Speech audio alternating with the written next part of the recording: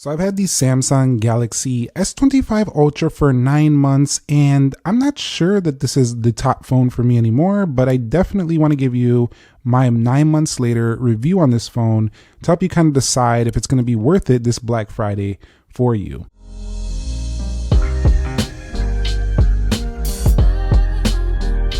So what is up, guys? Nick here, helping you to master your technology, and let's talk about the Samsung Galaxy S25 Ultra, the price to value ratio. Now you can see we're here on Amazon, and I just want to talk about the price really quickly. You can find these at cheaper prices than they were when they first came out. These phones were over $1,200. However, most people do take advantage of Samsung's trade-in deals, and so most people are never paying the full retail for this phone. But even if you did, it does kind of match up to its price tag. It is loaded with the specs, beautiful display, 200 megapixel camera, Snapdragon 8 Elite that doesn't get toasty during use like some of the newer version of the chip that's coming out now does. You can get this with 12 or 16 gigs of RAM, 5,000 milliamp hour battery, and Samsung's tried and true One UI 8 over here. So this thing right here is definitely a showstopper when it comes to the spec sheet. However, when it comes to value, that's really down to the personal, perspective of the user. But I gotta say, from my perspective, after 9 months, Samsung did a great job with this. They knocked it out of the park once again. However, they did take a more conservative route, didn't really shake the boat too much, and actually reduced a couple features and made these camera lenses for some reason look a little bit cheaper. Overall, though, the phone has been pretty superb. However, it had a tall task, and I think some elements of the S24 Ultra were still better. But that brings me on to talking about the build and design. So this phone definitely felt a little bit more comfortable than the S24 Ultra over time. The 218 gram weight of this actually feels very well balanced. It actually feels lighter to hold than the all-new 17 Pro Max that just came out. It's not like that pointier corner. It's not rounded per se, but it is a little bit more rounded than before. Still flat edges, so not quite as comfortable, I would say, as like a 17 Pro, for example, but definitely a lot more comfortable than the pointier corners of the S24 Ultra. 9 months later, I've enjoyed its durability as well, going with the titanium frame grade 5. This thing right here definitely feels like an absolute tank in the hand. Of course, the back is going to be a glass back, so you could shatter it, but it does look pretty clean. And I do have the Samsung exclusive black color here, but it kind of looks to me more like a dark gray than a black, but it is what it is. It's still an exclusive color, so I do tend to really enjoy it. IP68 dust and water resistance, and this is not the Edge, so it's not the thinnest, but it's still pretty thin for the size of the battery at 8.2 millimeters. You can see the 5G antenna right there. At the bottom, USB-C. This still has a SIM card tray, which is nice. The Pixel went away from that. And we have the S Pen, and while it does reduce a little bit in features, I do have to state that it's still nice to have it. Even if it does have a little bit less features, I enjoy that it's still there. Samsung logo right there. And I wonder if they're going to keep the Samsung logo there in the future, if it's going to stay or if it's going to go away. Power button right there and volume rockers. But I got to say, this phone has just felt like typical Ultra phone, nice squared look, nice canvas. You can use the S Pen right here, and everything just feels like a very large and joyous experience for those of you who like a really large media or productivity based phone, and I've enjoyed it. I've also enjoyed the overall display experience, so that's what we're going to move on to talk about right now. Now, 9 months later, I still have yet to find a phone that has better anti-reflective properties. This is the best of the year. However, I have seen some phones that I think have better color, like it look better with the color. But in terms of saturation, it's kind of hard to top Samsung. I do have it in the natural mode, so we're going to bring it up to vivid. And if you go over here to the advanced settings down here, you can change the vivid slider. They did tweak that on an update way back on the S24 Ultra. But RGB values are there, and you kind of see what's happening there. But one of the things I always find to be such a joy with the Ultra line of phones in the display area is just how sharp the display text is. We are talking about a very high pixel density. So on this phone, we're looking at 498 pixels per inch. So when I go ahead to read something, everything up close even looks sharper than your top iPhone on the market and stuff of that sort. So I do tend to really like this. 19:9 aspect ratio gives me a wider canvas, which definitely plays into when I'm doing multiple calculations. I know some people are going to come at me for two calculators. You're probably wondering why, because sometimes I'm doing multiple calculations. One up here for one spreadsheet, one down here for the other one. If you know, you know. But if you don't, it's fine. You can go ahead and use two calculators if you're doing two calculations at once. The bottom line is what I'm trying to talk about here is the split screen abilities for this phone are superb. And 9 months later, I think this shape of a phone is still, even now, even though I've talked about this in previous years, it's still the best format for doing split screen on a phone because it's very flat and squared. So it's kind of like you're holding a little display like you would have on your monitor in a phone format. So to me, it's the best for productivity, split screening on a phone. It's amazing. So I've been enjoying that aspect of the panel. Other than that, though, it doesn't have that like green effect that you get at low brightness levels like the S24 Ultra had. It also does have better PWM, so it's not quite as good as some of the Chinese phones, but it definitely still does very, very well overall. So it's not bothering as many people's eyes as before. And if you go over here to Eye Comfort Shield, this is also a nice feature you can use. And another thing I really enjoyed about the display on the Samsung devices particularly has been the extra dim. So the extra dim, the intensity allows me to really dim this thing down at night. And I know you could do this on some other phones, but the extra dim mode combined with the Comfort Shield on here, this phone is one of the best like displays for versatility of making the display very comfortable to the eye, while also being super sharp, so it's naturally just comfortable to the eye. Phenomenal display experience 9 months later, and I think one of the best Samsung has done yet. Some people say, well, it's still not 10-bit and all that, but you know what? Like, it's still, for a phone, it's still one of the best in the game for sure. So 9 months later, when it comes to the software, I really enjoy One UI 8 because I think that it flows very nicely.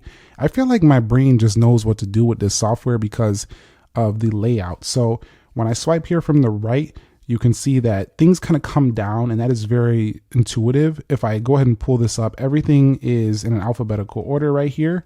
So straight up and down, that's very intuitive as well. You can see the search bar is down here instead of up here. So that's also intuitive to the hand. I also prefer Samsung's one-handed mode. This display size really makes this phone easy to use with one hand when you use this display mode.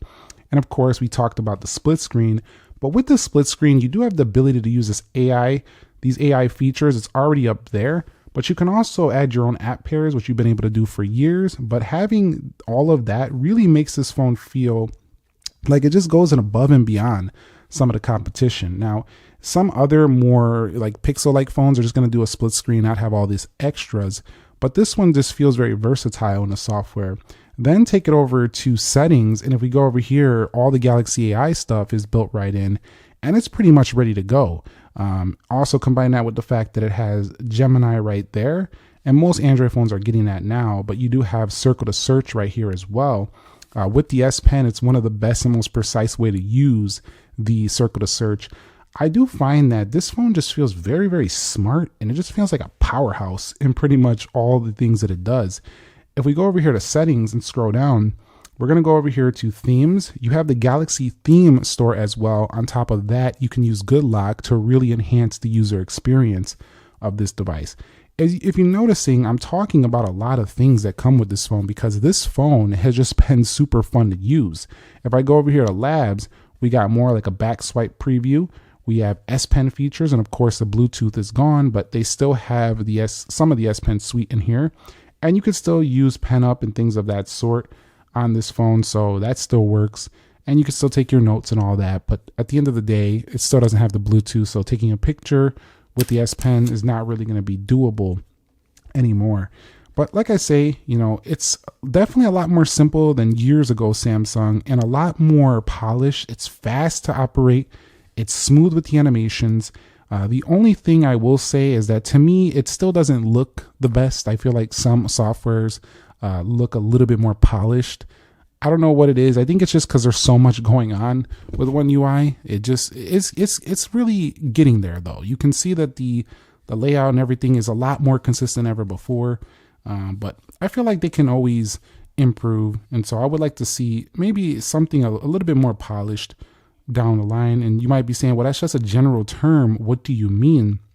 What I mean is maybe a different shape of icons without me having to go into the Play Store and download something. What I mean is maybe a little bit of a nicer font for the system. We've been using the same font for a long time. I just want to see like something that just looks a little bit cleaner. It just looks very like a lot going on still on a Samsung phone. I think of, like Nothing software or even Oxygen, Pixel. I feel like these software is a little bit more, I don't know what it is. They just feel a little bit cleaner and like a little bit less steps to do certain things or to find certain things. It just feels like a little bit easier to use day to day. But performance though, they have really went to town here with the Samsung S25 Ultra, and 9 months later, this thing is my main phone I use for basically all of my scripts for the channel. I've even edited some photos and videos on here. This thing really handles everything like an absolute beast. I don't care what it is, and this phone is already doing what Apple is claiming that the 17 Pro Max does great, and that's a vapor chamber. Has that already on here, has had it all year long and never got warm all year long. This phone is already doing what people waited months to get on their 17 Pro Maxes that have been out a couple of months now. But this one has been doing it. So if I want to play games, I want to push this thing to the max, it can do it. I'm not saying this phone is going to do better than 17 Pro Max in like terms of the video editing and certain applications, but it definitely has done good. And if you're wondering why I keep comparing, it's because that's the phone that I've been reviewing the most lately. So naturally, my brain is going to go comparing to whatever I've been reviewing lately. But 9 months later, this one has been performing like an absolute monster. So, it's got a monster price, but it's got monster power as well. So let's talk about the triple camera setup right there. There's actually 4, but they make it look like a triple. We have a front-facing camera as well. And let me tell you, this camera has been absolutely superb. Every single thing you do on this is sharp. I don't care if you're in the 3X, the 5X, the 10X, the list goes on. And there's something about the results of these Samsung photos. They're just super pleasant. Like, I just love the way they turn out. They have like this soft, but like not like overly sharpened, overly detailed, but like they're just a clean image. I really enjoy them. Also right here, the focus enhancer allows you to get macro mode photos that just look, I feel like I could just geek out on this right here all day. I got expert raw, I got all these other features in here, and it's just fun. It feels great. Pro video, night, food mode, portrait video, dual record, it's all here right within here, and I just love going to town on all these features and just using them. So basically pro video, I like to set things up in there. I do actually remember that my phone has a food mode when I'm using this phone, and I go ahead and drag the food right into the middle, and it looks a lot more saturated and vivid. It makes my food look a little more delicious. Now, I also do enjoy the night mode as well. That actually takes better night photos than a lot of other cameras out there. And really, this one, a lot of phones have been copying like the super long 100 times zoom. Samsung was doing that pretty much first. All these other makers, even some of them have actually went past 100 times now, but they were kind of ones doing it, so they do pretty good there. The front-facing camera doesn't back out nearly as wide as the new 17 Pro Max, but it still takes very nice images, and you can see the skin tones, they actually look a little bit better. I mean, this is making me look better than I actually do. I got a little bit of a little lines or whatever. If you got a little bit of lines or something in your face, the iPhone makes it look like that, but this one softens up the face a little and it looks a little bit better. So definitely like the front-facing camera as well. On here in the video can go 8K, log right there on camera. This thing is loaded. The only issue I have is that I feel like sometimes the iPhone photos look better on social media, and the zoom at the furthest length I actually think is getting beat by that new AI processing on the Pixel. So Samsung has been using kind of similar sensors over the past few years, just improving it with other ways like software upgrades and just a few minor tweaks over the years, but they're kind of similar over the past few years. So I do want to see all new sensors on the Samsung right here. I really do want to see that. 9 months later, it still just feels like a great device. It's just that the cameras on the market from other phone makers is starting to go past what Samsung is able to produce here on the S25 Ultra. So I do feel like while great camera system, it's starting to get beat by quite a few phones. So I think Samsung needs to step up their game once again at this point. in the area of battery life, this is a 5,000 milliamp, and I was a little bit disappointed that Samsung didn't improve the size when this phone came out. And over the past year, I have actually had phones that have gotten better battery life than this. This phone is a good all-day phone. It doesn't need charging too much, but heavy users are going to charge us every night. This phone is just not, it's not a mind-blowing battery performance. It's really good, but it's not mind-blowing. It's still the best of the Samsung S line this year, but I want to see them go bigger on the battery. I mean, some of the competitors are putting 7,000 plus milliamp hour batteries. It's time for an upgrade on the Ultra line. So if you buy this now, just know there are competitors that do have bigger size batteries. You are going to have a good one here, but you got to enjoy everything else. This is a charge every night phone. It's not a charge every 2 days type phone. I mean, some people, if you're a very, very light user, you're not using your phone that much. Yeah, you could go 2 days. That would be for most phones. But I'm talking about the medium, heavy to heavy user. This is definitely not the best in this segment, but definitely it's still good. You know, it's got good standby time as well, so a lot better than some of the older Samsung devices. Another thing that's really good is the audio performance. It's been rock solid over 9 months. I have enjoyed it, especially when you enable the Dolby Atmos mode. I have to always do this when I get a Samsung phone. Dolby Atmos goes on immediately. And I got to say, this thing booms. It sounds very, very good. Comes out of 2 sections on this phone, top and bottom. So speakers are good to go. And music and all that stuff, all that good stuff sounds really good. You can also tweak it over here to music for those of you who are mostly doing music, or you can put auto mode. It kind of optimizes the sound. But also their Galaxy Buds connect super quickly, especially the new Buds Pro 3. So those sound pretty good as well. They got good noise canceling. And yeah, Bluetooth is fast and snappy, so there's not a big issue with audio performance or speakerphone performance. It's going to be great for making phone calls and just placing the phone down and jamming out to some tunes. But that Bluetooth is snappy as well for those of you who like to use Bluetooth headphones. So let's go ahead and talk about the S Pen on this phone. So I find myself using this for mostly just jotting down notes right here. S25 Ultra. Hold on. Ultra, put a little happy face. I find myself needing this mostly for just some quick notes and kind of navigating and using it as a stylus. However, I just love that this goes right into the phone itself. There's just nothing like it out there. And yes, there are some phones, cheaper phones that have this, like Moto G stylus and stuff like that, but it's not as good as the one, never, on a Samsung. So this is still a standout feature to me, and I really hope Samsung actually goes back to giving us Bluetooth and improving this, because it's one of those unique features I think a lot of Samsung users enjoy on this particular model. Now, you could say that, well, I don't use it that much, but even if you don't, for the people out there that do, it's a nice to have. And Samsung has always been giving us just a little bit more than the competition, and this is one of the examples of it.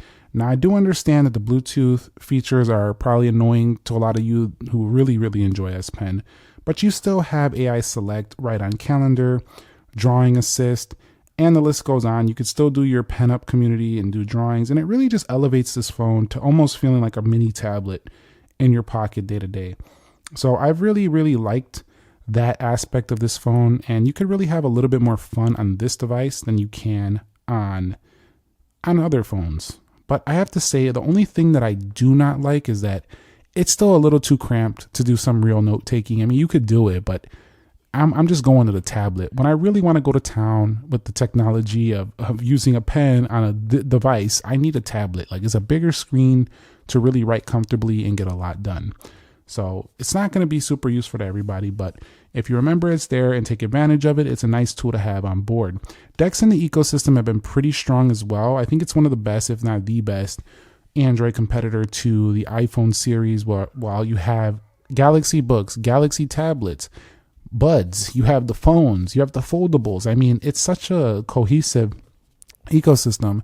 The only difference is that when you go to the Windows laptop, that's not really Android. Whereas most of their mobile products still feel a lot similar. They feel very similar, just like the Apple stuff. But when you go to the laptop, I think that's where Apple still shines, in the Mac department. But DeX makes us where you don't even really need to have a laptop. You could just use your phone for everything. pretty cool if you take advantage of it. If you don't, it's one of those features, once again, not going to matter to you. The last thing I want to talk about before we get on to the final verdict is going to be taking a phone call. Phone calls still matter. We still make them and we still need them. So having great reception is something Samsung has always done well.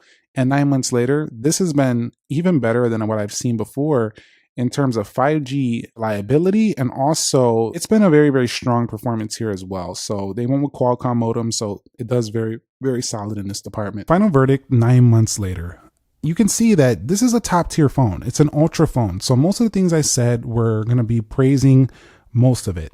I think the only cons is that it's just too conservative. The phone doesn't excite me too much. It just does everything so good. I love the device. I'm very happy with it. And I don't have any real iPhone envy when I'm using this phone. As a matter of fact, I have some Samsung envy sometimes. I would say more when I'm using my iPhone, because while I am using iMessage and I got to talk to certain people on iMessage and stuff of that sort, I miss so many features from the Samsung. So I definitely think this is still going to be worth it, especially if you find it on a deal this holiday season. 100% still worth it. However, the S26 Ultra is just around the corner, so if you want to be on the latest and greatest, you might as well wait at this point. And I just hope that Samsung starts to change things up a little bit. Let's rock the boat again. Let's show why you got to where you are today. Let's bring back the Bluetooth S Pen. Let's just make it like just beating on everyone in the competition. That would be really good. For the next Ultra phone, if you're going to continue to call it the Ultra, because it's an Ultra device. It's supposed to be above Pro and all that stuff. So let me know your thoughts about that down below in the comments. Thumbs up if you enjoyed this video. Subscribe if you haven't already, and I will catch you on the next episode. Nick here. Be sure to be well, and peace.